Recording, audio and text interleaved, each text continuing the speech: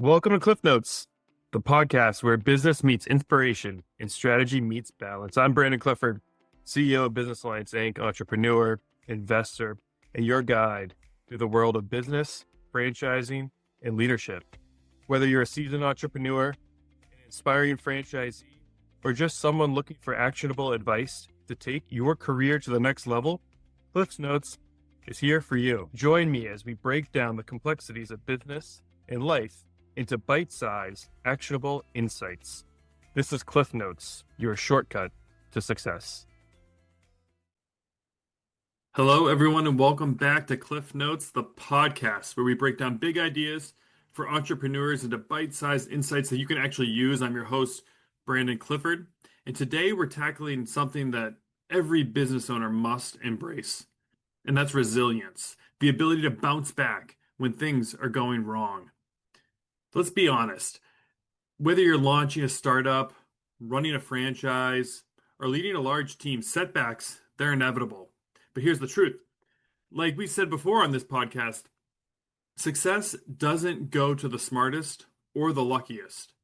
It goes to those who refuse to quit. Now, the book of Proverbs reminds us, "For a just man shall fall 7 times and shall rise again, but the wicked shall fall down into evil." So if you've fallen lately, good. That means you're in the game. So let's talk about how you can rise. So resilience, it's more than just emotional toughness. It's a spiritual discipline. It's the refusal to let failure define you. It's learning how to hear no 1,000 times and to still believe that the vision that you have for your organization is worth pursuing. So again, going to the wisdom of the Bible, it makes it clear. In Romans chapter 5, verses 3 and 4, it says, "We glory also in tribulations, knowing that tribulation worketh patience, and patience trial, and trial hope." In business, just as in faith, the struggle is the soil where strength is grown. It's that fire that can forge you rather than turning you into dust. So let me give you some real world examples of resilience. I'm going to tell you about some entrepreneurs whose stories prove that failure is not final. It's actually formative, right? So we're going to start with Airbnb. Everyone's heard of Airbnb, where they are today.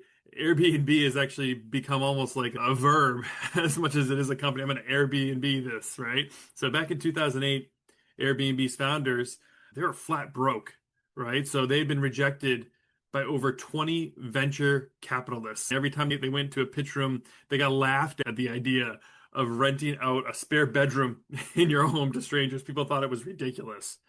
So then out of desperation to keep their company afloat, they had to pivot. They had to be creative. They thought outside the box, literally. And they ended up selling novelty cereal boxes during the presidential election just to raise enough money to keep the lights on. No, like for real, like this is not a joke. They sold Obama O's and Cap'n McCain's. And but through this, they actually ended up raising $30,000, which was enough to keep their company going. And then guess what happened? That hustle, it impressed a startup accelerator called Y Combinator.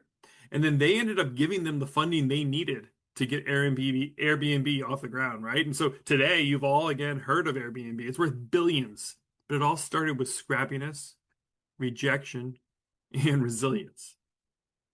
All right, next, let's look at Steve Jobs. Steve Jobs, some people may know this, but may not know, he was actually fired from the company that he built. Steve Jobs, yes, he was fired from Apple. He helped create Apple. About in 1985, he was forced out by the board. Can you imagine being fired from your own company? But instead of giving up, he started a small computer company called Next. And then he invested in Pixar, which made Toy Story, the world's first computer animated film. And then eventually Apple bought Next and Jobs returned to lead Apple's rebirth with the iMac, the iPod, the iPhone. The rest is history. So that failure, it was the making of him. Steve Jobs himself once said, "Sometimes life hits you in the head with a brick. Don't lose faith." All right, third, my last example is going to be Colonel Sanders. All right, Kentucky Fried Chicken. Colonel Sanders had 1,000+ rejections. And he was in his 60s. Harold was in his 60s. He was broke, living off Social Security when he pitched his fried chicken recipe to restaurants. Over 1,000 people turned him down, but he just kept going. One yes turned into two, and then two turned into thousands. Kentucky Fried Chicken is now in over 150 countries. So his age did not disqualify him. His rejections did not define him. He just refused to quit. So how can this translate to you? How can you build that kind of resilience? Let's bring this home, right? So how do we develop the kind of strength in our lives, in our businesses, for our vocations? St. Paul says in 2 Corinthians, we're troubled on every side, yet not distressed. We are cast down, but we perish not. So here are 3 practical steps, biblical steps even, so that you can grow in resilience, right? Number 1, you're going to reframe the setback. Instead of asking, why me? You're going to ask, what is God forming in me? James in his epistle says, count it all with joy when you shall fall into diverse temptations, knowing that the trying of your faith worketh patience. That failure you just had, it isn't just punishment, it's preparation. All right, second, you're going to fortify your mind with truth. When everything's shaking, you need to anchor yourself to God's promises. In the book of Isaiah, he says, fear not, for I am with thee. Turn not aside, for I am thy God. I have strengthened thee. So meditate on that scripture. Speak it aloud. Let your soul remember who's really in control. And number 3, don't go it alone. Resilient leaders, they lean on others. So find a mentor. Be part of a community. Go to church. Ask people for prayers. In Galatians, it says, bear ye one another's burdens, and so you shall fulfill the law of Christ. You're not called to bounce back by yourself. You're called to be a part of a body. All right, so let me close with this. If you're in a season of setback, don't lose heart. You're not behind. You're being built. Resilience is what God uses to make you unshakable.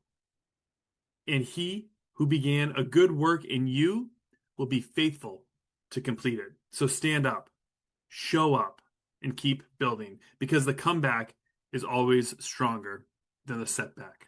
Thank you so much for tuning into this episode of Cliff Notes. If this episode helped you, send it to a friend or a colleague who's going through a tough season. And remember, resilience isn't about avoiding failure. It's about trusting God enough to rise again. So until next time, I'm Brandon Clifford, and that's the note. Thank you so much for tuning into this episode of Business Alliance Insights.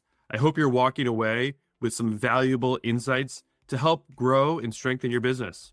If you're looking to connect with other business leaders, franchisors, franchisees, brokers, or even just looking to explore more tools to scale your business, be sure to get connected to our BAI network and check out FranLink, our exclusive social media platform built solely for our members.